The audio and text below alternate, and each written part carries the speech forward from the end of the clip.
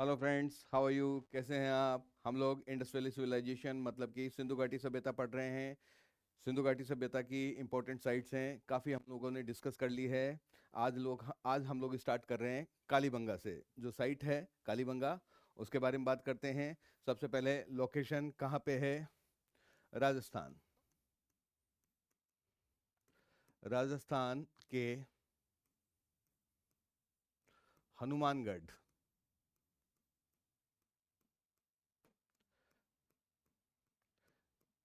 जिले में स्थित। कहाँ पर स्थित है? राजस्थान में हनुमानगढ़ जिला है, यहाँ पर ये सभ्यता स्थल मिला है, हनुमानगढ़ जिले के अंदर मिला है। कहाँ पे नदी कौन सी है? घग्गर। प्राचीन काल में इसका नाम क्या था? सरस्वती।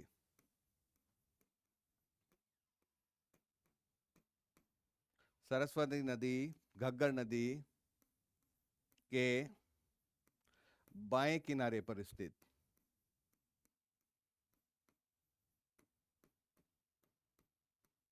बाएं किनारे पर स्थित। ठीक है।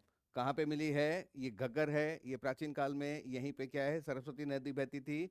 अब है जो घग्गर नदी बहती है, इसी के जो बायां किनारा है या बायां तट है, इसके ऊपर ये सभ्यता स्थल स्थित है। देखो दोस्तों, ये जो कालीबंगा है, इसका एक विशेष नाम है। ठीक है। पंजाबी भाषा में बंगा का मतलब होता है चूड़ी। तो काले रंग की चूड़ियां।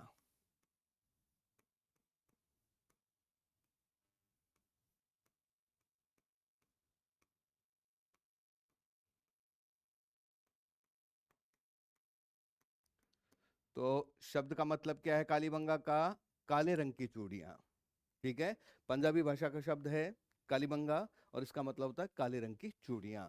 तो आपसे पूछ ले काले रंग की चूड़ियां किस सभ्यता स्थल का नाम है, किस सभ्यता स्थल को कहते हैं, तो वो कालीबंगा को कहते हैं। आगे हम बात करें इसमें। ठीक है। तो 1900, इससे पहले हम लोग कर लेते हैं 1915 और 16 ईस्वी में एलपी तेसितोरी हुए हैं। एलपी टेस्सी तोरी ये हुए हैं। इन्होंने सर्वप्रथम सभ्यता स्थल का उल्लेख किया था। हालांकि आपको पता है कि सिंधु घाटी सभ्यता का जो पता तो बहुत पहले चल चुका था। हमने बात की थी चार्ल्स मेसन की 1826 ईस्वी में, हड़प्पा के टीले के बारे में बताता है। फिर ब्रंटन बंधु 1856 ईस्वी में ये रहस्योद्घाटन करता है कि पुरातात्विक महत्व बताते हैं। ये ब्रंटन बंधु, जो दो बंधु हैं, हम बात कर चुके हैं। ठीक है। लेकिन एलपी टेस्सिटोरी जो कि इटालियन स्कॉलर है, ये बताता है इस सभ्यता स्थल के बारे में। बाद में प्रॉपर रूप के अंदर 1952 ईस्वी में अमलानंद घोष,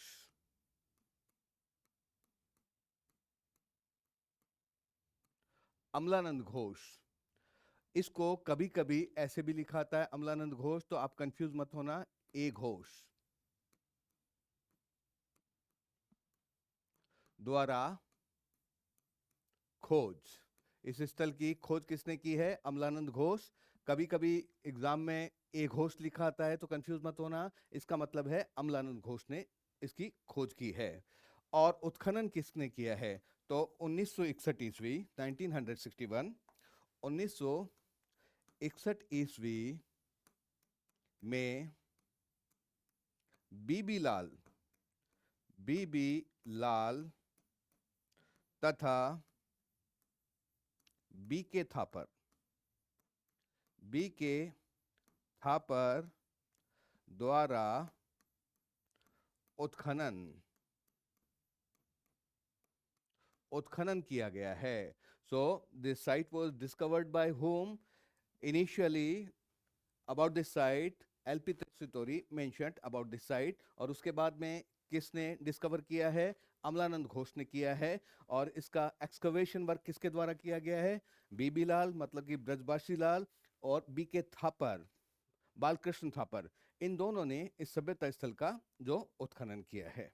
यहां तक आ गया है। आगे हम लोग बात करते हैं। तो दोस्तों, इस मैंने आपको बताया है कि सिंधु घाटी सभ्यता स्थल में मुख्य रूप से पश्चिम की तरफ तो दुर्ग मिला है तथा पूर्व की तरफ नगर मिला है। ठीक है, तो यहाँ पे दुर्ग तथा नगर अलग अलग अलग अलग रक्षा प्राचीर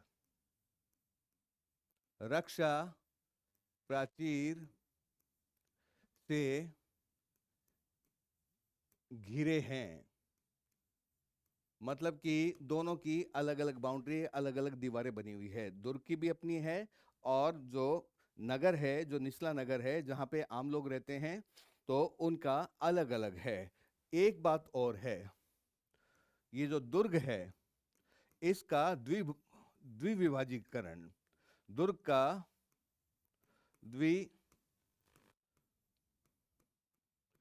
द्विभाजीकरण देखने को मिलता है, देखने को मिलता है। मतलब कि ये जो दुर्ग है ना, इसमें बीच में एक दीवार बनाई हुई है, तो मतलब दो पार्ट में हो गया है दुर्ग, तो द्विभाजीकरण दुर्ग का कालीबंगा में हमको मिलता है। अब आगे बात करें इसकी, तो सभ्यता के 5 चरण, सभ्यता के 5 चरण मिले हैं यहां से। कितने चरण मिले हैं? सभ्यता के 5 चरण मिले हैं। मैंने आपको बताया था सिंधु घाटी सभ्यता में जो प्राक हड़प्पा काल, विकसित हड़प्पा काल और उत्तर हड़प्पा काल।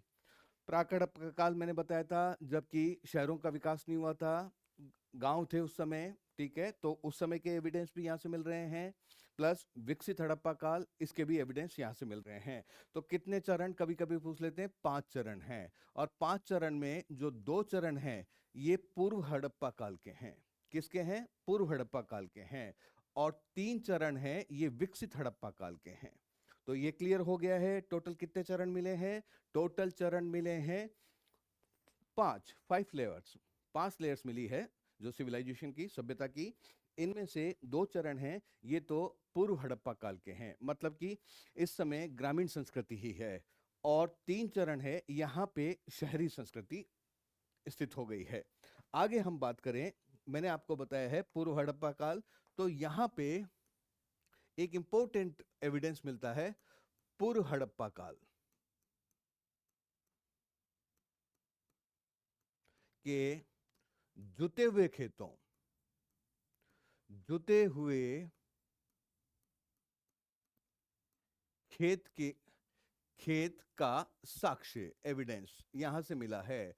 मतलब कि खेत है, जो उसके अंदर फसल उगाई जा रही है, तो जोतते हैं ना खेत को, तो वो एविडेंस कहां से मिले हैं? वो मिले हैं कालीबंगा से। और ये किस समय के हैं? पूर्व हड़प्पा काल, विकसित हड़प्पा काल के नहीं हैं। ठीक है, तो यहां से मिले हैं। कई बार क्वेश्चन पूछा जाता है कि जुते हुए खेत का प्रमाण कहां से मिला है, कल्टीवेटेड फील्ड्स का कहां से मिला है? दोहरी खेती का साक्ष्य,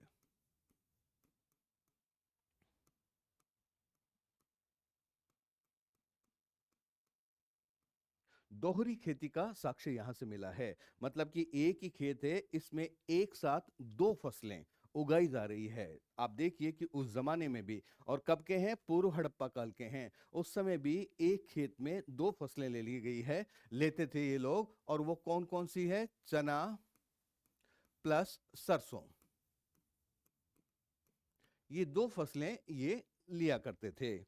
आगे मैं बात करूं ये कालीबंगा की, तो ये एक दीनहीन बस्ती, दीनहीन बस्ती, दीनहीन बस्ती क्यों कहा गया है? क्योंकि निर्माण के अंदर कच्ची ईंटों का प्रयोग, किसका प्रयोग है? कच्ची ईंटों से निर्माण, इसलिए दीनहीन बस्ती इसको कहा गया है। जो हमारे जो मकान बनाए गए हैं यहाँ कालीबंगा में, यहाँ पे कच्ची ईंटों का, देखो भाई, ये जो सिंधु घाटी सभ्यता के निवासी थे, ये लोग कच्ची और पक्की, आजकल तो हम लोग पक्की ईंट का प्रयोग करते हैं भवनों के निर्माण में, बिल्डिंग्स बनाते हैं तो बर्न्ड ब्रिक्स यूज करते हैं, पकी हुई ईंटें यूज करते हैं, भट्टे वाली। तो दोनों ईंटों का, कच्ची का और पक्की का। लेकिन कालीबंगा में किसका हुआ है? कालीबंगा के अंदर कच्ची ईंटों का प्रयोग हुआ है। और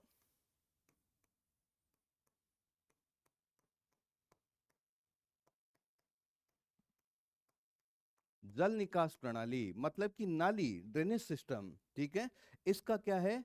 का अभाव, इसका अभाव पाया गया है। यहाँ पे ड्रेनेज सिस्टम नहीं मिला है। यहाँ पे सिंधु घाटी सभ्यता की विशेषता एक तो पक्की ईंटों का प्रयोग प्लस एक ड्रेनेज सिस्टम। ये जो जल निकास प्रणाली है, नाली की व्यवस्था, ये भी विशेषता थी, ये भी यहाँ पे नहीं मिली है। लेकिन दोस्तों यहाँ से लकड़ी की नाली का साक्ष्य,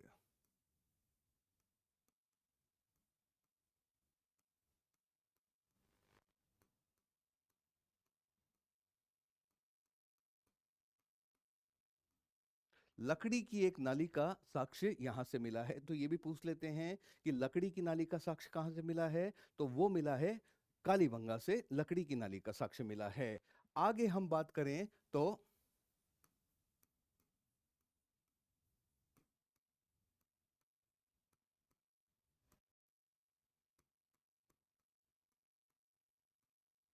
अलंकृत ईंट का साक्ष्य मिला है। अलंकृत ईंट बोल दो या अलंकृत टाइल, डेकोरेटेड टाइल, इसका जो एविडेंस कहां से मिला है? कालीबंगा से इसका एविडेंस मिला है। ठीक है। हाँ, आगे हम बात करें तो पूरे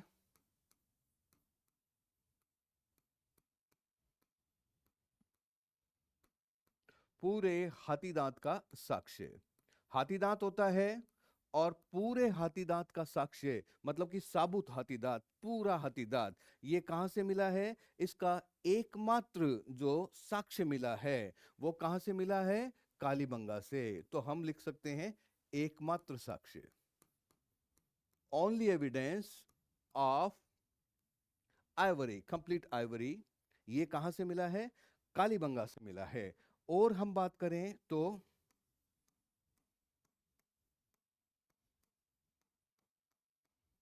मेसोपोटामिया की मुहर का साक्ष्य, मेसोपोटामिया आज का जो इराक है, ये पहले मेसोपोटामिया कहलाता था। हालांकि इसके अंदर सीरिया का कुछ भाग, इराक का कुछ, क्या इराक तो है ही, सीरिया का कुछ भाग, ईरान का कुछ भाग भी आता था मेसोपोटामिया के अंदर। मेसोपोटामिया की सभ्यता है, ये समकालीन सभ्यता है। तो मेसोपोटामिया की बनी हुई सील मुहर है, इसका साक्ष्य कहाँ से मिल रहा है? इसका साक्ष्य, और ये कैसी है? बेलनाकार मुहर है। कैसी है? बेलनाकार मुहर, सिलेंड्रिकल। इसका साक्ष्य भी कहां से मिलता है हमको? कालीबंगा से मिलता है। तो बहुत इंपॉर्टेंट साक्ष्य यहां से मिले हैं। आगे हम बात करें साक्ष्य के अंदर तो यहां से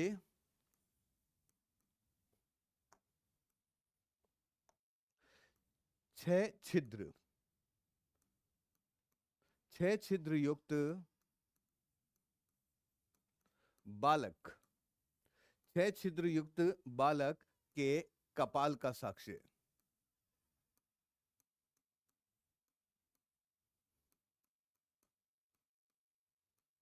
ये भी कालीबंगा से मिला है। मतलब कि एक बालक की खोपड़ी मिली है, कपाल मिला है, इसके ऊपर 6 सुराख बने हुए हैं। तो ये माना जाता है, और वो पर्टिकुलर एक शेप के अंदर बने हुए हैं, जैसे जो ड्रिल किया गया है, इसका मतलब ऑपरेशन टाइप का कुछ किया गया है। तो सिर की जो सर्जरी है, ठीक है, तो सर्जरी का साक्ष्य,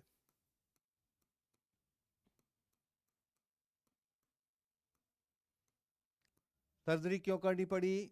ताकि, क्योंकि कोई मस्तिष्क रोग टाइप में कुछ होगा बालक के अंदर, इसलिए सर्जरी कर रहे हैं। तो आपसे घुमा के ही भी पूछ लें कि मस्तिष्क के रोग का साक्ष्य कहाँ पे मिला है, तो ये भी कालीबंगा से मिला है दोस्तों। आगे हम लोग बात कर लेते हैं इसके अंदर तो युग्म शवाधान,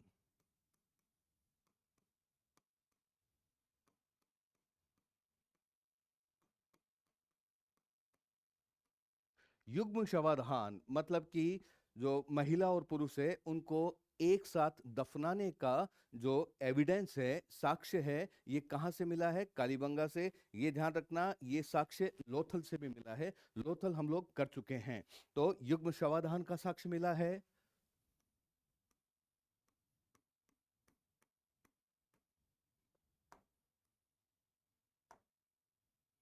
एक मिनट।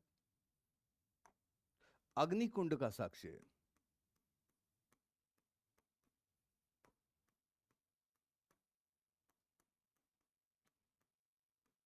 अग्निकुंड का साक्ष्य भी यहां से मिला है। अग्निकुंड आप जानते हैं, जैसे ऐसा मानते हैं कि जो अगली सभ्यता है वैदिक सभ्यता आएगी, तो वैदिक सभ्यता में आर्य है, ये हवन वगैरह करा करते थे। ठीक है, तो भारतीय विद्वानों का ये मानना है कि हवन आर्य नहीं लेके आए हैं, इससे पहले भी हवन आदि हुआ करते थे। ठीक है, तो उसी आधार पर ये बोल रहे हैं कि क्योंकि कालीबंगा के अंदर जो अग्निकुंड का साक्ष्य मिला है, अग्निकुंड के साक्ष्य हैं, ये आपके लोथल से भी मिले हैं। तो इस आधार पे कहते हैं कि भाई ये जो यज्ञ वगैरह की जो विधियां हैं, जो यज्ञ वगैरह करते थे लोग, ये वैदिक सभ्यता से पहले भी करते थे। ये सिंधु घाटी सभ्यता के निवासी हैं, ये भी वैदिक यज्ञ वगैरह करते थे। इसका तो ये बहुत इंपॉर्टेंट एविडेंस है। एक तो युग्म शवाधान, पेयर बरियल, ये यहाँ से एविडेंस मिल रहा है। प्लस अग्निकुंड, फायर अल्टर या फायर पिट का एविडेंस भी कहाँ से मिल रहा है? कालीबंगा से मिल रहा है।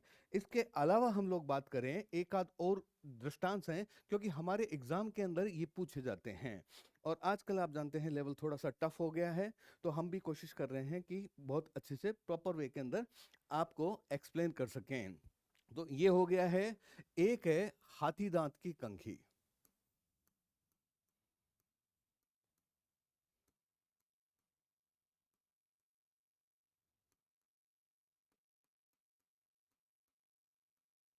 हाथीदांत की कंघी, आइवरी कॉम्ब, इसका एविडेंस भी जो हमको कालीबंगा से मिलता है। हाथीदांत की जो कॉम्ब है, कंघा है, इसका एविडेंस भी हमको यहां से कालीबंगा से मिला है।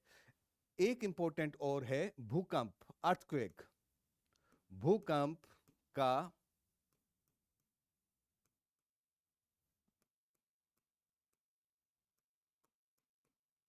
साक्ष्य, भूकंप का प्राचीनतम साक्ष्य, oldest evidence of earthquake has been received from here. ध्यान रखना दोस्तों, राजस्थान में है ये सभ्यता स्थल, और राजस्थान को भूकंप की दृष्टि से थोड़ा सेफ माना गया है। लेकिन सिंधु घाटी सभ्यता में जो भूकंप है, अर्थक्वेक है, इसका जो एविडेंस है, ये कहां से मिल रहा है? ये आपको कालीबंगा से मिल रहा है। एक और इंपॉर्टेंट है शवाधान की तीनों विधियां। शवाधान की तीनों विधियां, तीनों विधियों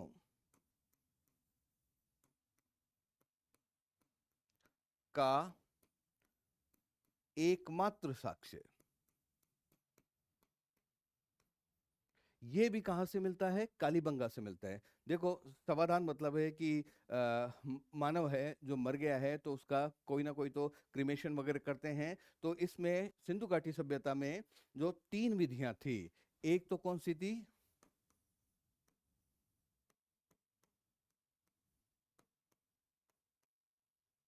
पूर्ण शवाधान, मतलब कि जो मृतक है, इसको जो खड्डा खोद के और गाड़ देते थे। और ये सबसे ज्यादा प्रचलित था सिंधु घाटी सभ्यता में। ये और आप लोग ध्यान रखना, ये भी पूछ सकते हैं कि शवाधान की तीन विधियां तो हमको मिली है, एविडेंस मिले हैं, लेकिन सबसे ज्यादा प्रचलित कौन सा था?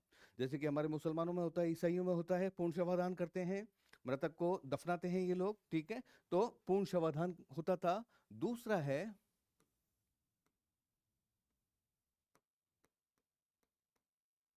आंशिक शवाधान। ये आंशिक शवाधान क्या होता था? ये आंशिक शवाधान के अंदर जो मान लो कि कोई इंसान मर गया है और उसकी कुछ हड्डियां वगैरह मिली है, कोई लाश टाइप की मिली है, तो उसको छोड़ देते थे जानवरों को खाने के लिए, और उसकी जो फिर अवशेष होते थे, कंकाल वगैरह हैं, इसको कलश के अंदर रख लिया जाता था। ठीक है, तो इसको और फिर उसको जो खड्डा खोद के कलश को गाड़ देते थे, इसको बोलते हैं आंशिक समाधान। अब कलश के अंदर गाड़ते थे, इसलिए इसको कलश समाधान भी बोलते हैं। तो आंशिक समाधान होता था। और तीसरा होता था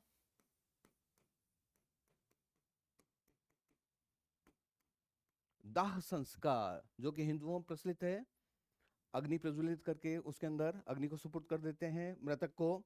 तो ये तीनों के तीनों विधियां सिंधु घाटी सभ्यता में प्रचलित थी, लेकिन ये तीनों साक्ष्य एकमात्र कालीबंगा से मिलते हैं। तो ये भी हमारे लिए इंपॉर्टेंट है कि शवाधान के तीनों जो विधियां हैं, जो साक्ष्य हैं तीनों विधियों के, वो कहां से मिलते हैं? वो कालीबंगा से मिलते हैं। एक और बता दूं आपको, मातृदेवी।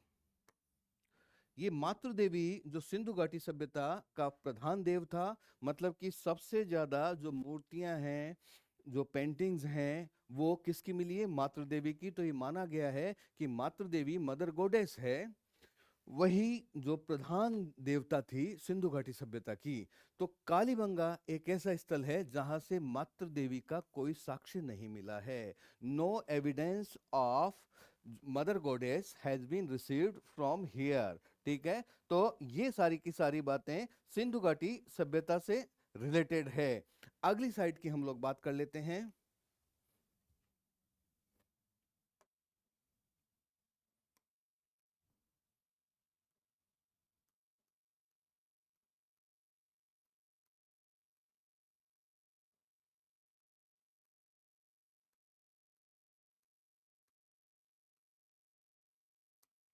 बनावली की बात कर लेते हैं। नेक्स्ट हमारी जो साइट है जो हमको डिस्कस करनी है वो बनावली आती है। दोस्तों, ये जो बनावली साइट है ये आपको हरियाणा, ये कहां पे मिलेगी? हरियाणा के अंदर मिलेगी। हरियाणा के फतेहाबाद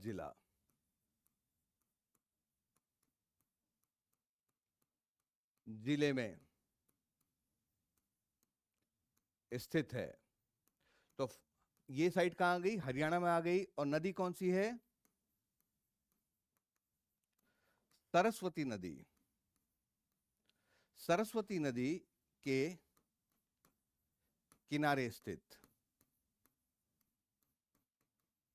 तो ये सभ्यता स्थल कहां पे है? जो सरस्वती नदी, मतलब कि वही घग्गर नदी आपकी, उसके किनारे पर स्थित है।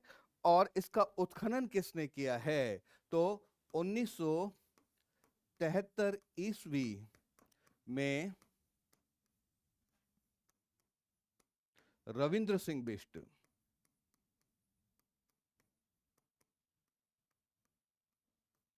इसको शॉर्ट में लिख देते हैं RS बिष्ट, कैसे भी पूछ ले आपसे, द्वारा उत्खनन किया गया है। कब किया गया है? 1973 के अंदर। किसने किया है? रविंद्र सिंह बिष्ट या RS बिष्ट। ये कभी कभी शॉर्ट में पूछ लेते हैं और हमारा पढ़ा हुआ पूरा नाम होता है, और हम एग्जामिनेशन टाइम, इतना टाइम नहीं होता एग्जाम के अंदर कि हम लोग सोच पाए, तो हम लोग कंफ्यूज हो जाते हैं दोस्तों। तो RS बिष्ट ने किया है। अब यहां से मुख्य मुख्य चीजें क्या मिली है? तो एक बात ध्यान रखो, ये जो बनावली है इसको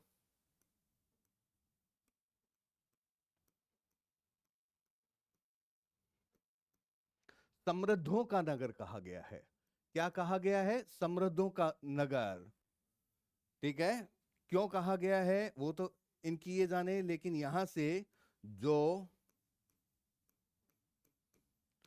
सरसों व तिल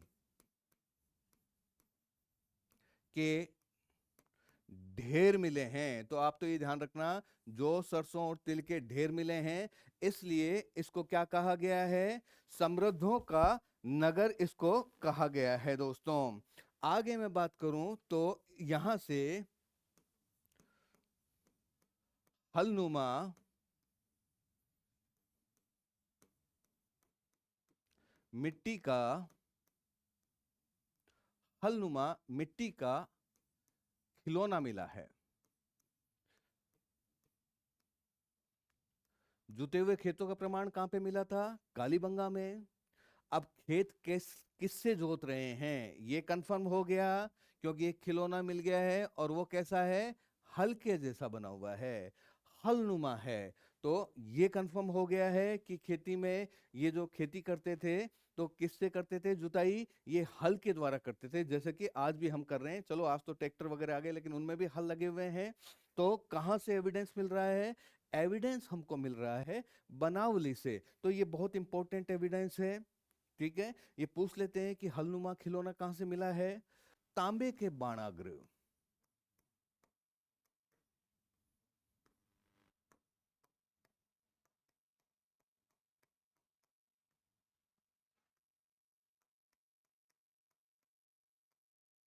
तांबे के बाणाग्र का साक्ष्य। ये बाणाग्र क्या होता है? ये जो बाण होते हैं ना, तीर धनुष, तो जो तीर होता है, इसके आगे जो तांबे के जो नोक लगाई हुई थी उसको बाणाग्र कहते हैं।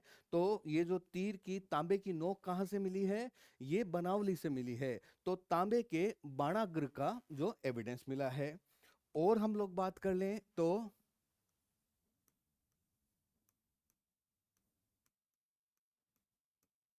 जल निकास प्रणाली का अभाव। यहां पे भी कालीबंगा की तरह क्या है? जल निकास प्रणाली का अभाव मिला है यहां पर भी। लेकिन यहां से धावन पात्र,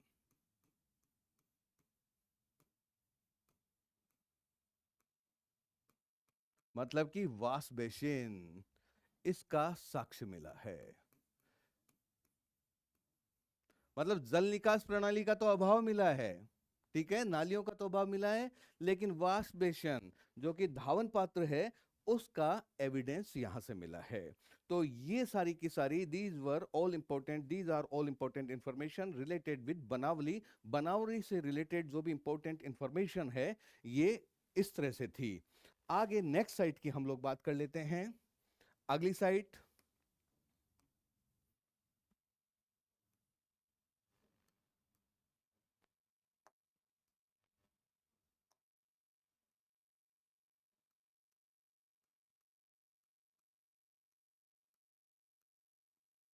धोलावीरा।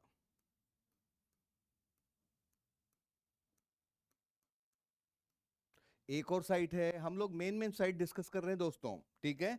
तो धोलावीरा की हम लोग बात कर लेते हैं। धोलावीरा में कहां कहां है? अच्छा जी, हम लोग धोलावीरा पे डिस्कस करें तो सबसे पहले मैंने आपको बताया लोकेशन पूछ लेते हैं एग्जाम के अंदर। तो लोकेशन की कहां पे है? तो ये गुजरात के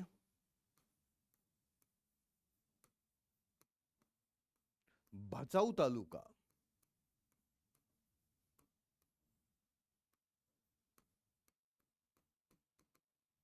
ये यूं का यूं पूछ लेते हैं, भचाऊ तालुका में से कौन सी सभ्यता स्थल मिला है भचाऊ तालुका से? तो ये ध्यान रखना, भचाऊ तालुका, आगे मानसर तथा मानहर नदियों के मध्य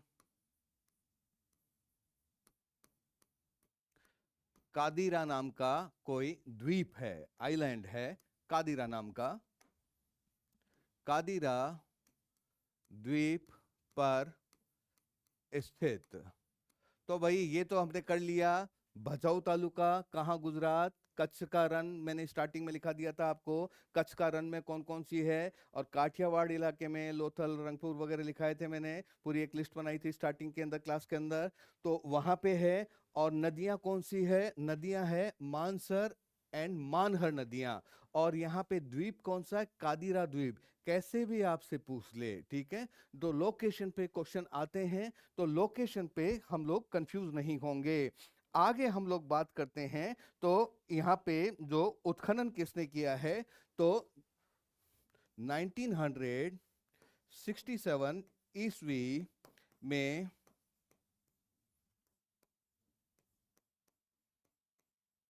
जगपति जोशी, जगपति जोशी द्वारा उत्खनन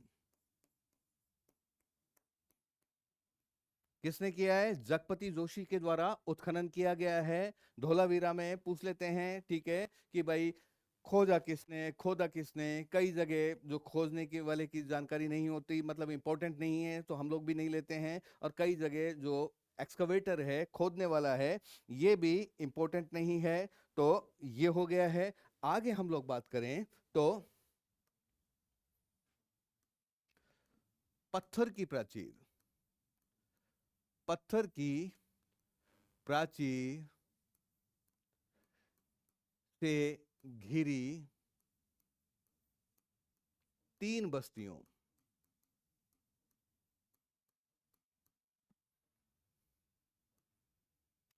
का साक्ष्य। ध्यान रखो, मैंने आपको बताया है सिंधु घाटी सभ्यता के स्थल हैं मुख्य रूप से 2 भागों में बटे हुए थे। पश्चिम की तरफ दुर्ग था और पूर्व की तरफ नगर था। लेकिन यहां पर जो एक बहुत ही इंपॉर्टेंट फैक्ट है कि यहाँ पे 3 बस्तियां हैं, मतलब दुर्ग भी है और जो आवासीय बस्ती भी है, उसके बीच में एक मध्यनगर। तो ये जो धोलावीरा है, सिंधु सभ्यता का एकमात्र स्थल है जहां से जो 3 बस्तियों के साक्ष्य मिलते हैं। अच्छा, एक बात और ध्यान रखना, इसमें मैंने आपको लिखा है पत्थर की प्राचीर से घिरे हुए। तो ये भी पूछ लेते हैं कि कौन सा शहर है जो पत्थर की रक्षा, जो प्राचीर है, मतलब 4 दीवारी है, परकोटा है, उससे घिरा हुआ है। तो वो कौन सा है? धोलावीरा है। आगे हम लोग धोलावीरा में एक दो चीजें और इंपॉर्टेंट है, उनकी बात कर लेते हैं। तो एक यहां पे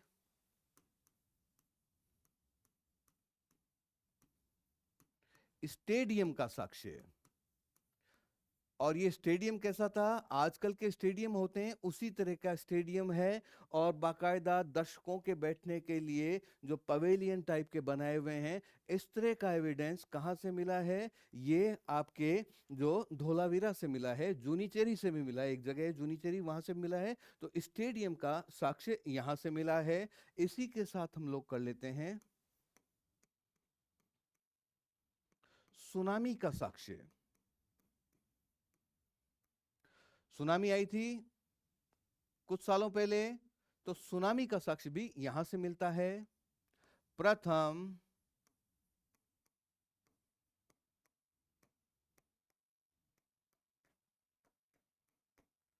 पर्यवेक्षणशाला,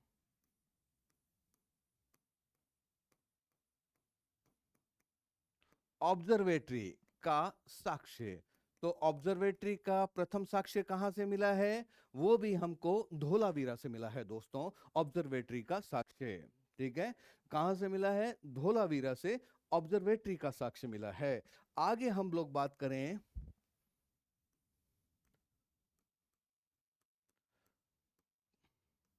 पाषाण की नेवले की मूर्ति का साक्ष्य। मंगूस है जो इसका एविडेंस कहां से मिल रहा है? नेवले का। ये भी आपको धोलावीरा से मिल रहा है। और एक और है 10 अक्षर के शिलालेख,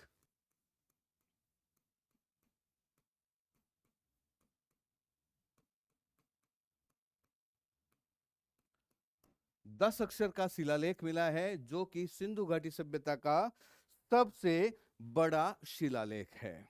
ठीक है, एक बात और बता दूं, ये जो एक स्थल आएगा राखी गढ़ी, हम लोग थोड़ी बात करेंगे राखी गढ़ी। इसके बाद में ये जो भारत के अंदर सिंधु सभ्यता के स्थल हैं, उसमें सबसे बड़ा स्थल है राखी गढ़ी के बाद में भारत में। वैसे तो मोहनजोदड़ो हम लोग बात कर चुके हैं, जो सिंधु सभ्यता का सबसे बड़ा स्थल है, लेकिन मोहनजोदड़ो कहाँ चला गया? पाकिस्तान के सिंध के अंदर चला गया है। तो भारत में सबसे बड़ा स्थल कौन सा है? सबसे बड़ा स्थल तो राखी गढ़ी है, और उसके बाद में दूसरे नंबर पे कौन सा आता है? धोलावीरा आता है। तीसरे नंबर पर कालीबंगा आता है। तो ये सारी की सारी इंफॉर्मेशन किससे रिलेटेड है? ये सारी की सारी जो इंफॉर्मेशन है, ये धोलावीरा से रिलेटेड है। अगली साइट की हम लोग बात कर लेते हैं, जितनी भी इंपॉर्टेंट साइट्स हैं उनकी बात कर लेते हैं।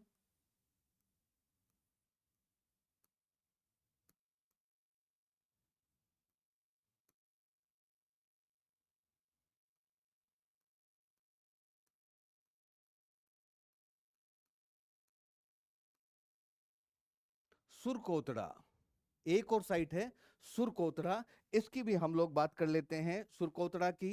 ठीक है, कहां से मिला है सुरकोतड़ा, आगे बढ़ते हैं इसके अंदर। तो गुजरात के कच्छ जिले में स्थित,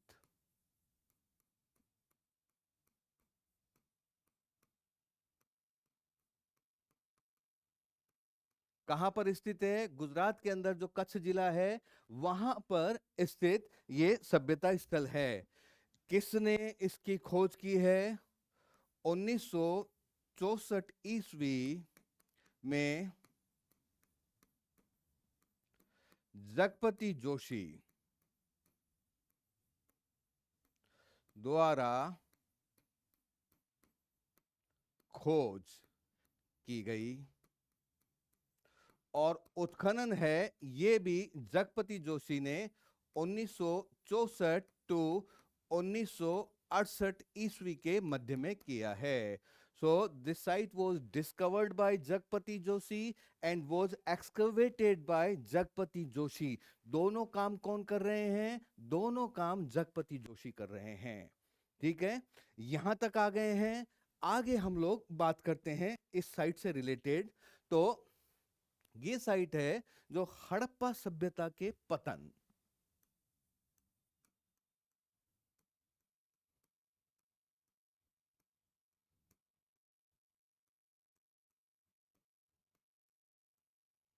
हड़प्पा सभ्यता के पतन है, इससे जो रिलेटेड एविडेंस मिले हैं। मैंने आपको बताया था बाद में पतन हो गया था सिंधु घाटी सभ्यता की, सिंधु घाटी सभ्यता का। तो यहां से जो हड़प्पा सभ्यता है इसके जो पतन के साक्ष्य मिले हैं दोस्तों। और आगे मैं बात कर लूं तो दुर्ग तथा नगर एक ही रक्षा प्राचीर से घिरे हुए हैं। जो दुर्ग और जो नगर है दोनों किससे घिरे हुए हैं, एक ही रक्षा प्राचीर से घिरे हुए हैं। कालीबंगा में हमने बात की थी, अलग अलग हैं, और दुर्गों का द्विभागीकरण भी है, मतलब कि दुर्ग के अंदर बीच में दीवार सी भी बनाई हुई है, लेकिन यहां पर जो दोनों एक ही रक्षा प्राचीर से, ठीक है, और दुर्ग है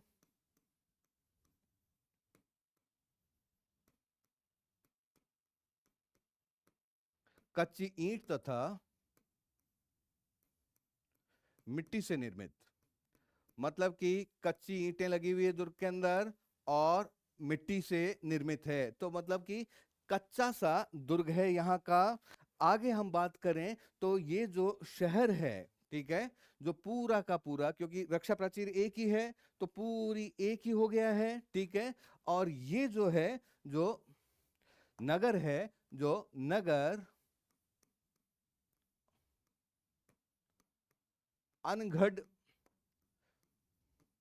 पत्थरों की दीवार से घिरा हुआ है। तो आपके आ जाए कि पत्थर की दीवार कहां पे है, तो ये ध्यान रखना, ये इंपॉर्टेंट फैक्ट है, ये आपके सुरकोतड़ा से रिलेटेड बात आएगी कि यहां पे जो जो नगर है इसमें अनगढ़ पत्थर हैं, मतलब कि भोंडे से पत्थर हैं, उनकी एक दीवार सी बनाई हुई है। तो ये एक फैक्ट हो गया है। आगे हम बात करें इसके अंदर,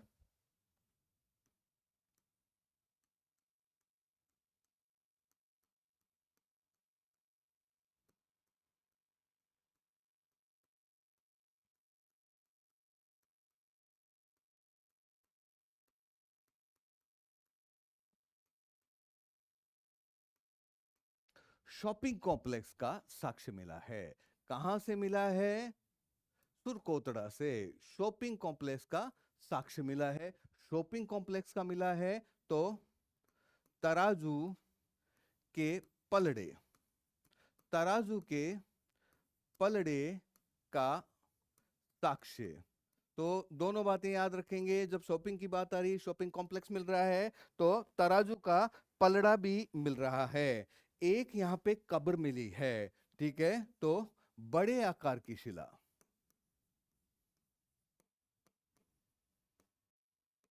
बड़े आकार की शिला से ढकी ढकी कब्र का साक्ष्य। ये भी दोस्तों यहां से मिला है और ये भी इंपॉर्टेंट है कि बड़े आकार की शिला है, इससे ढकी हुई कब्र कहां पे मिली है, तो ये भी काफी इंपॉर्टेंट हो गया है। और यहां से जो मैंने आपको बताया था कलश समाधान, तो यहां से 4 कलश समाधान।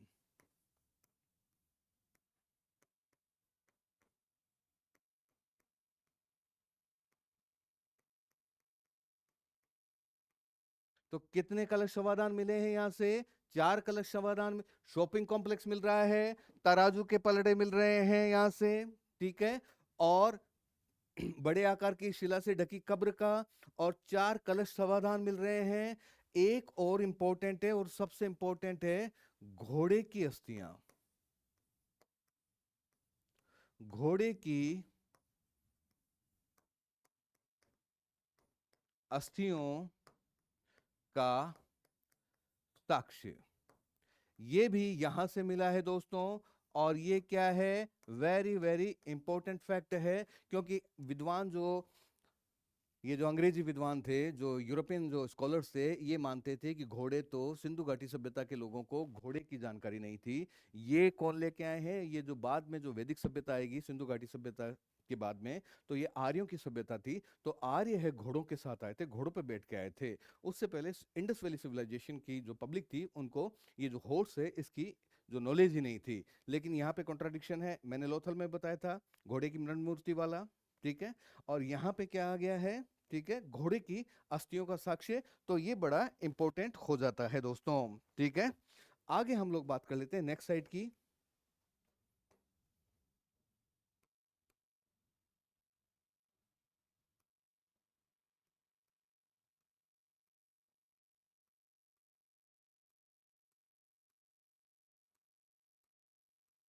रंगपुर एक और साइट है, रंगपुर। ये कहाँ से मिलती है? रंगपुर साइट वही आपका मैंने उस समय बताया था आपको, कहाँ पे है, जो ये गुजरात के अंदर है। रंगपुर साइट कहाँ पे है? गुजरात के अंदर ये स्थित है।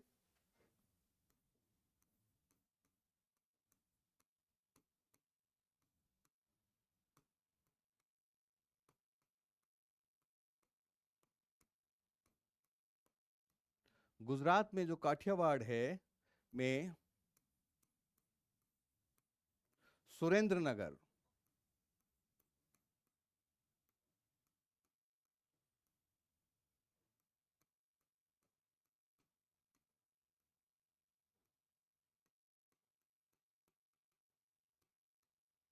आजकल बहुत अंदर तक करते हैं, तो ये ध्यान रखना सुरेंद्र नगर जिला है। कौन सा जिला है? सुरेंद्र नगर जिला। और कौन सी?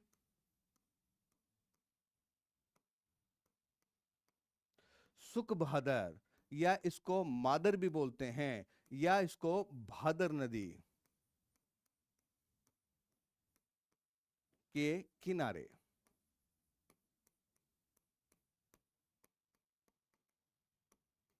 पर स्थित। तो ये ध्यान रखना सुख बहादुर नदी, इसके किनारे पर ये साइट हुआ करती थी, रंगपुर।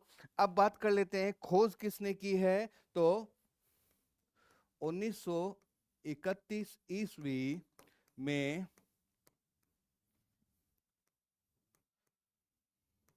माधो स्वरूप वत्स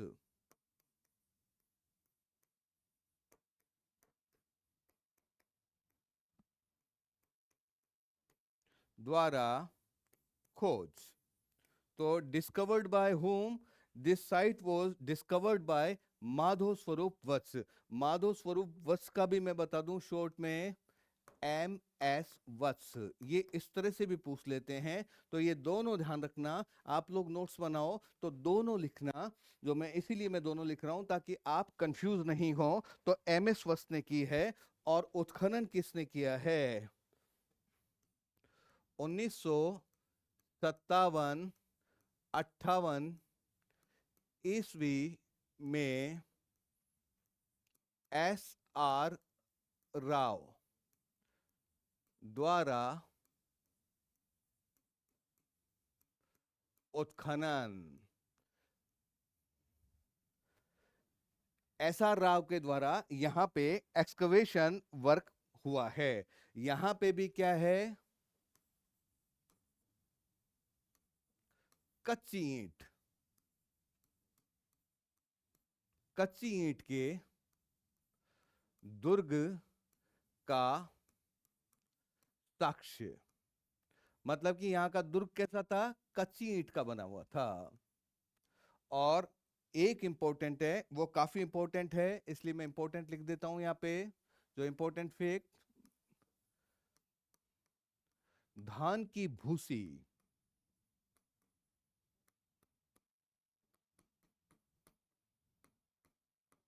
राइस ब्रान का साक्ष्य। ये बहुत इंपॉर्टेंट, चावल का साक्ष्य कहां पे बताया था मैंने आपको, लोथल में बताया था। और धान की भूसी ये लिखा हुआ है, ठीक है, तो वो चावल ही है। तो धान की भूसी का साक्ष्य कहां पे होगा, तो ये ध्यान रखना, ये रंगपुर के अंदर होगा, ठीक है। अच्छा, एक बात और बता दूं, ये जो रंगपुर तथा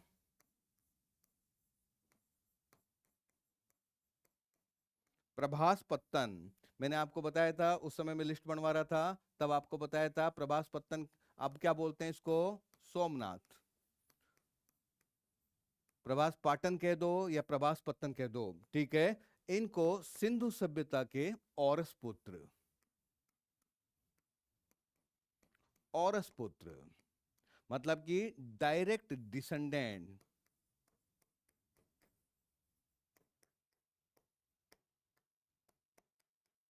माना गया है। तो ये भी बहुत इंपॉर्टेंट है कि किसको माना गया है, औरस पुत्र। तो औरस पुत्र एक तो आपके रंगपुर आ गया है और एक प्रजासपत्तन है, इन दोनों को माना गया है। एक और बात कर लेते हैं यहां से,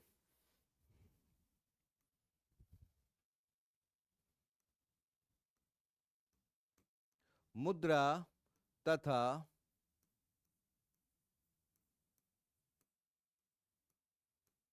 मातृ देवी का साक्ष्य नहीं मिला है। क्या हुआ है, इन दोनों का साक्ष्य यहां से नहीं मिला है, ठीक है। कहां से नहीं मिला है, रंगपुर से नहीं मिला है। मैंने आपको मातृ देवी का कालीबंगा भी अभी बताया था थोड़ी देर पहले, और रंगपुर का भी यही है दोस्तों, ठीक है। अब अगली साइट की हम लोग बात कर लेते हैं।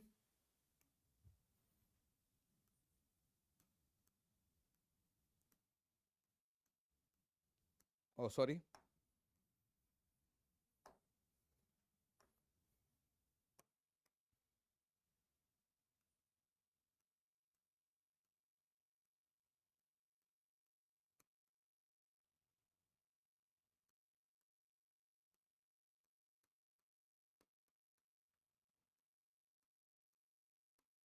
राखी गढ़ी की बात कर लेते हैं हल्की सी।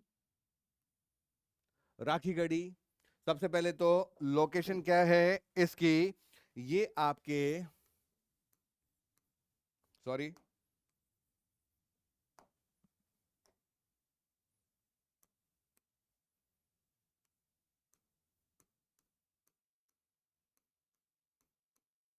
हरियाणा के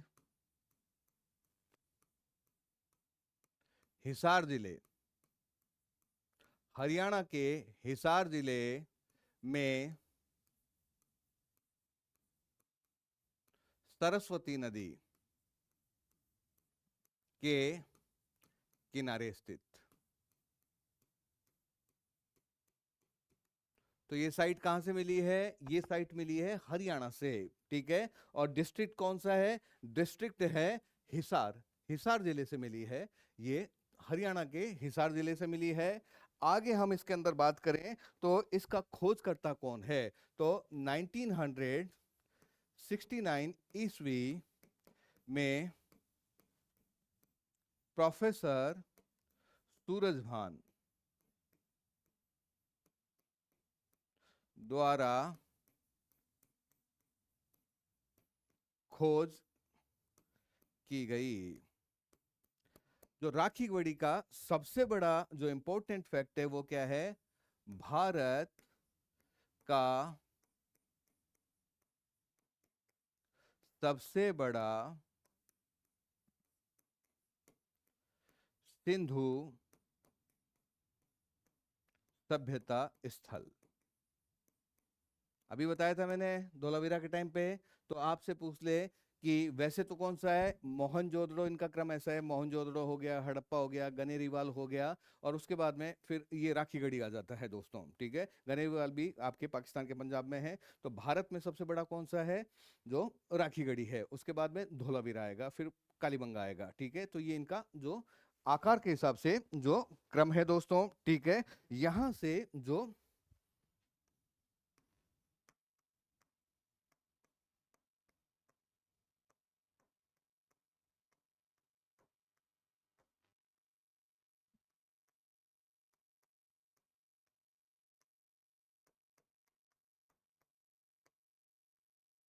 बच्चों के पिट्ठू खेल का, बच्चे खेलते हैं पिट्ठू, उसका साक्ष्य मिला है, राखी गढ़ी से मिला है।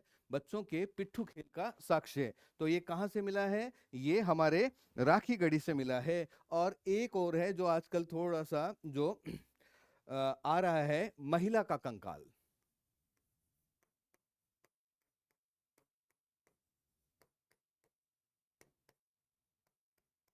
राखी गढ़ी से एक लंबी तगड़ी महिला है, उसका कंकाल मिला है। जैसे कि सिंधु घाटी सभ्यता विद्वान कहते हैं कि ये सभ्यता है, ये आर्यों ने नहीं, यहाँ के जो भारत के जो मूल निवासी है इन्होंने बसाई थी। तो उसमें डिस्प्यूट हो रहा है, क्योंकि ये भी उसी टाइम का है, प्राचीन काल का है कंकाल, और इसमें ये लंबी तगड़ी महिला है जिसका कंकाल मिला है। और ये माना जाता है कि ये जो इसका मूल है इस महिला का, ये ईरान से या दक्षिण पूर्व एशिया से है। ठीक है, ये लंबी पूरी है। और ईरान आप जानते हैं, ईरान का मतलब क्या होता है, आर्यों की भूमि। मतलब कि कौन थे ईरान वाले, कौन हैं, ये आर्य हैं। तो ये एक इंपॉर्टेंट है, आजकल बड़ा चर्चा के अंदर चल रहा है। ठीक है, कि महिला का कंकाल मिला है, ये कई बार आता है। तो ये कहाँ से मिला है, ये भी आपको राखी गढ़ी से मिला है। तो दोस्तों ये इतनी बातें हो गई, इतनी साइट हमने कर ली हैं। कुछ और साइट हैं, उनकी हम लोग बात कर लेते हैं। तो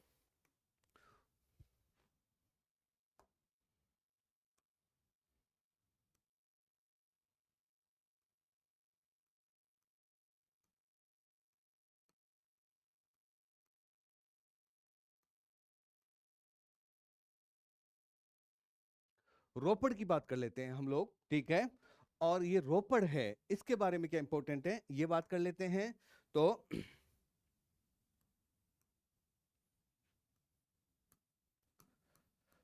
पंजाब स्थित आधुनिक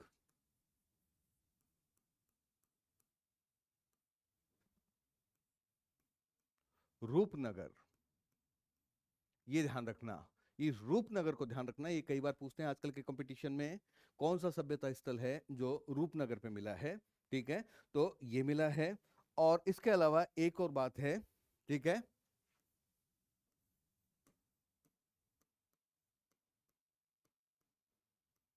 नदी कौन सी है, सतलज। सतलज नदी के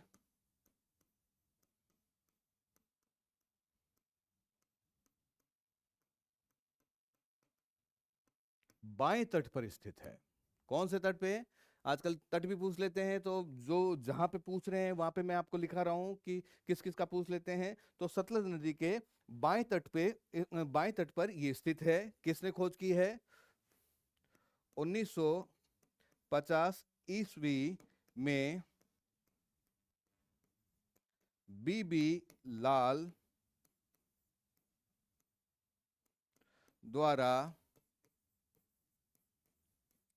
खोज की गई। तो खोजकर्ता आपको पता है कौन है, बीबी लाल अभी आया था। बीबी लाल बीके थापर जो उत्खनन कर रहे हैं, कहाँ का कर रहे हैं, कालीबंगा का, कब कर रहे हैं। ठीक है, 1961 ईस्वी। तो खोजकर्ता कौन है, बीबी लाल है। और उत्खनन करता कौन है, तो 1953 से 1956 ईस्वी में यज्ञ दत्त शर्मा, यज्ञ दत्त शर्मा द्वारा उत्खनन। ये इंपॉर्टेंट है, यज्ञ दत्त शर्मा, इसको ध्यान रखना आप। ये पूछते हैं इसमें किसने उत्खनन किया है, तो यज्ञदत्त शर्मा द्वारा इसका उत्खनन किया गया है। आगे हम बात करें तो देखो भाई दोस्तों, भारत की स्वतंत्रता,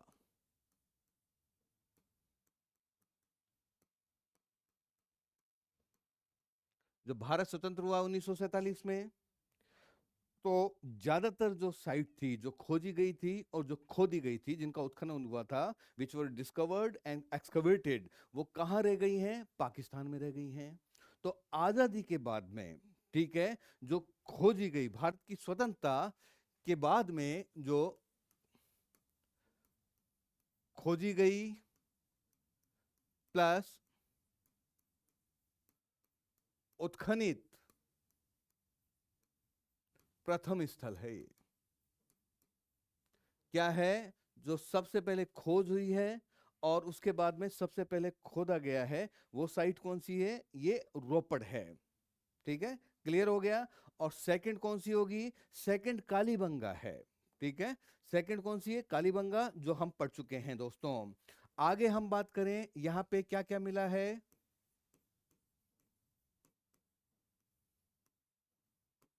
तांबे की कुल्हाड़ी का साक्ष्य, यहां से वेरी इंपॉर्टेंट मिला है, तांबे की कुल्हाड़ी का साक्ष्य मिला है।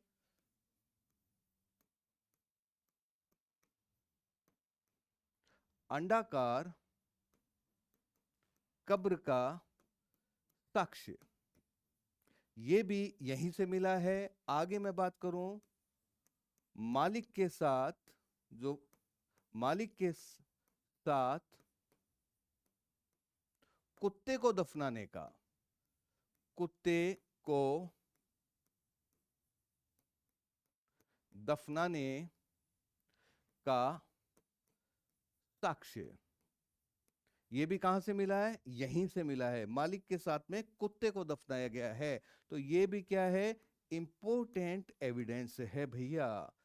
ऐसा और भी जगह मिला है, लेकिन सिंधु घाटी सभ्यता के काल में नहीं मिला है। नवपाषाण काल में कश्मीर के अंदर एक साइट है जिसका नाम है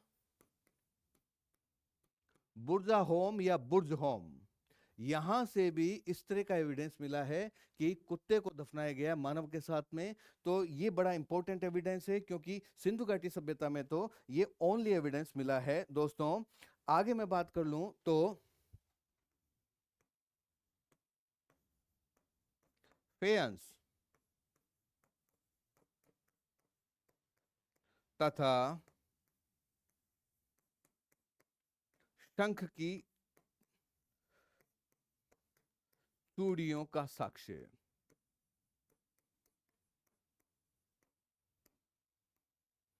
ये फेयंस क्या होता है ये मैं आपको बता दूं। ये जो मिट्टी होती है, इसको और ज्यादा घिसते हैं और इसको बिल्कुल बुरादा बना लेते हैं और महीन कर लेते हैं, और इसके अंदर कोई चिपचिपा पदार्थ बना मिला देते हैं, तो ये थोड़ा चिपचिपा सा हो गया। और उससे फिर जो अलग अलग, जैसे मूर्ति बना ली है, कोई कटोरी बना ली है, गिलास बना लिया है, चूड़ियां बना ली हैं। तो अब आप देखिए कि बड़ी फाइन क्वालिटी का होगा जो भी बनेगा, क्योंकि बिल्कुल खुरदरा नहीं होगा, बड़ा ऐसे स्मूथ सा होगा। तो इसको बोलते हैं फेयंस। ठीक है, और शंख आप जानते ही हैं। ठीक है, तो इनकी चूड़ियों का साक्ष्य कहां से मिला है? ये भी जो आपको यहीं से मिला है, रोपड़ से मिला है। एक और है,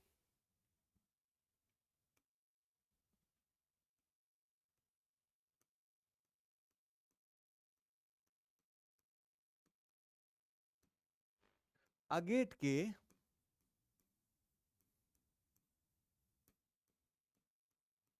मनकों का साक्ष्य, अगेट के मनकों का साक्ष्य। और ये अगेट क्या है? सुलेमानी पत्थर।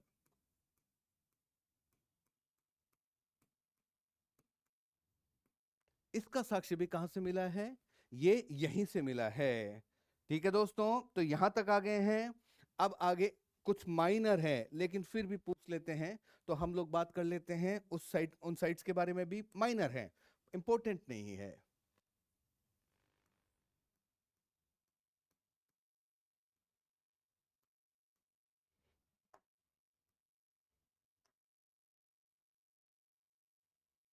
सॉरी,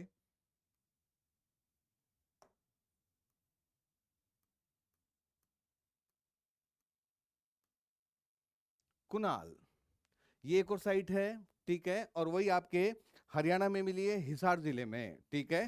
तो इसके बारे में कर लेते हैं थोड़ा सा।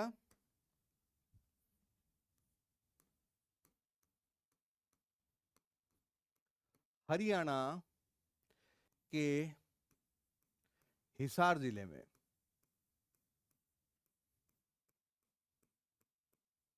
हिसार जिले में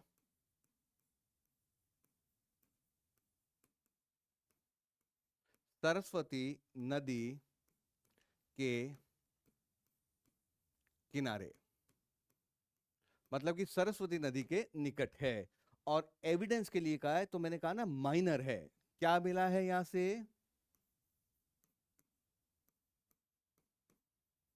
चांदी के दो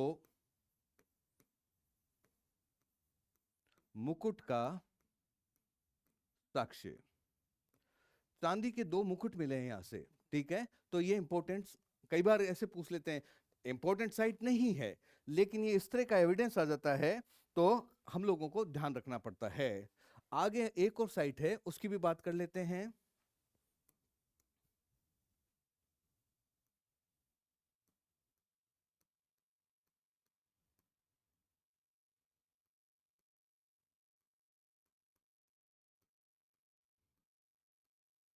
भिराना, एक और साइट है, ठीक है, भिराना, उसकी बात कर लेते हैं, भिराना साइट के बारे में। तो ये जो भिराना साइट है, ठीक है, ये हरियाणा के फतेहाबाद जिला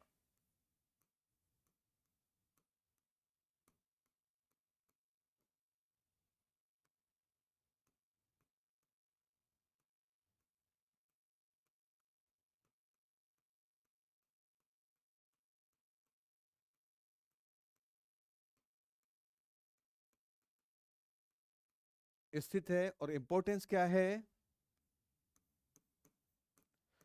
सिंधु सभ्यता का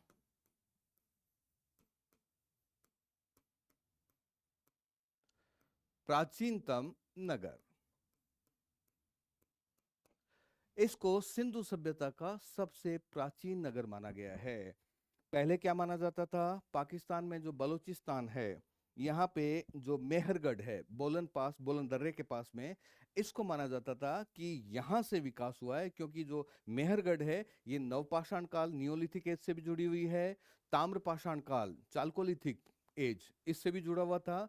और ये माना जाता था कि ये शहर बना, तो सिंधु घाटी सभ्यता में सबसे पहले जो लक्षण आए हैं, शहरी लक्षण, ये मेहरगढ़ में आए हैं। लेकिन ये जो भिराना मिला है, नई साइट मिली है हरियाणा में, यहाँ से जो एविडेंस मिले हैं कि नहीं भैया, ये जो सिंधु घाटी सभ्यता का पश्चिम की तरफ से विकास नहीं हुआ है, बल्कि ये जो हरियाणा है पूर्व की तरफ से विकास हुआ है। तो ये भी एक कॉन्ट्राडिक्शन आया है, इसलिए आजकल ये भिराना के लिए भी पूछ लेते हैं दोस्तों, ठीक है। एक और साइट है, उसकी मैं बात कर लेता हूँ। एक एक इंफॉर्मेशन है, लेकिन ये कई बार कंपटीशन में पूछ लेते हैं, तो हमको करनी पड़ेगी।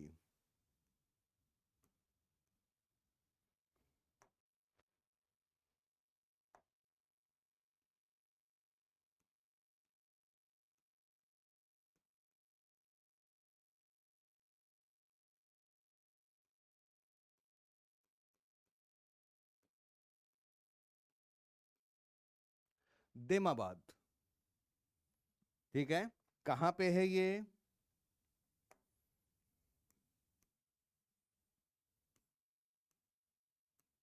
महाराष्ट्र के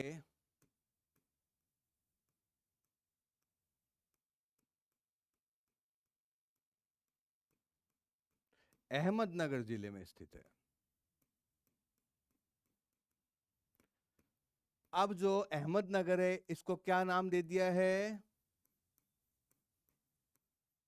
अहिल्याबाई नगर, ठीक है, नया नाम रख दिया है, आजकल नाम रखते हैं नए। तो अहिल्याबाई नगर यहां पर स्थित है। और नदी कौन सी है? प्रवरा नदी। हमने वो मैप बनाया था, उसमें थोड़ी सी मिस्टेक कर ली थी, ठीक है। हमने ये देमाबाद है, ये गोदावरी के पास में बताया था, नहीं गोदावरी नहीं है, प्रवरा नदी। तो प्रवरा नदी के तट पर स्थित। हाँ, और ये गोदावरी ये जो प्रवरा किसकी है, ये गोदावरी नदी की सहायक। और क्या है, सिंधु सभ्यता का दक्षिणतम स्थल, सिंधु सभ्यता का सबसे लास्ट वाला वो जो अपन ने बनाया था, उत्तर दक्षिण पूर्व पश्चिम वाला एक मैप वगैरह है, उसमें मैंने आपको गोदावरी लिखा दिया था, प्रवरा लिख लेना, वहां पे अपडेट कर लेना, प्रवरा नदी। ठीक है, तो सिंधु सभ्यता का दक्षिणतम स्थल है। एक इंपॉर्टेंट यहां से मिला है, तांबे से बने हुए हैं यहाँ पे। ठीक है, तांबे का रथ। ठीक है, तो तांबे के रथ का साक्ष्य।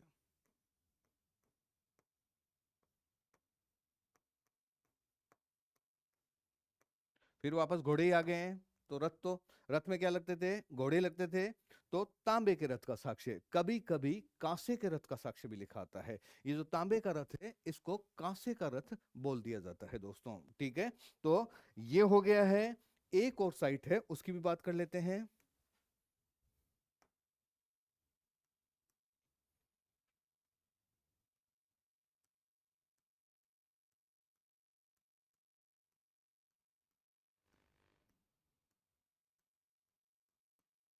थनोली कहां पे है ये,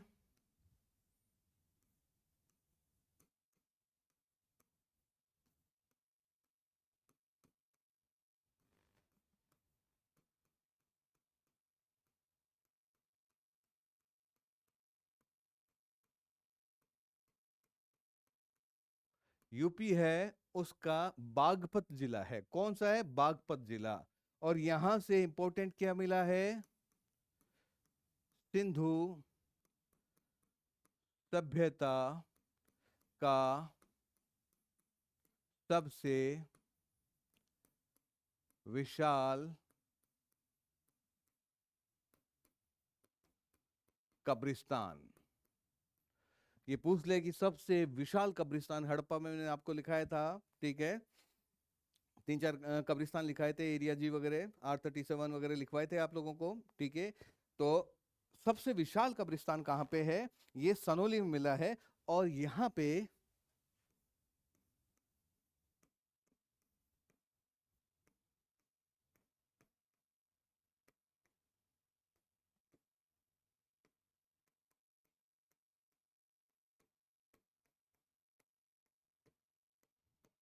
125 से अधिक कब्रें मिली हैं यहाँ से, सनोली से। ठीक है दोस्तों, तो ये जो इंडस वैली सिविलाइजेशन है, इसकी जो साइट्स हैं, जो भी इंपॉर्टेंट इंपॉर्टेंट साइट्स हैं, ये हम लोगों ने आज की क्लास में डील कर ली है। अभी इंडस वैली ही चलेगा, हम लोग टाउन प्लानिंग की बात करेंगे, और भी जो यहाँ का जो बिजनेस वगैरह है, उसकी रिलीजियस सिचुएशन कैसी थी, सोशल लाइफ कैसी थी इंडस वैली के अंदर, उन सब की हम लोग बात करेंगे। ठीक है, तो ये टॉपिक चलेगा। लेकिन जो मेजर मेजर साइट्स थी, जो हमसे जो कंपटीशन में पूछ लिया जाता है, उनको हमने गहराई से पढ़ा है। ठीक है, तो दोस्तों आज की क्लास को हम यहीं पे विराम देते हैं, और नेक्स्ट क्लास में मिलते हैं। Thank you, bye bye, have a nice day.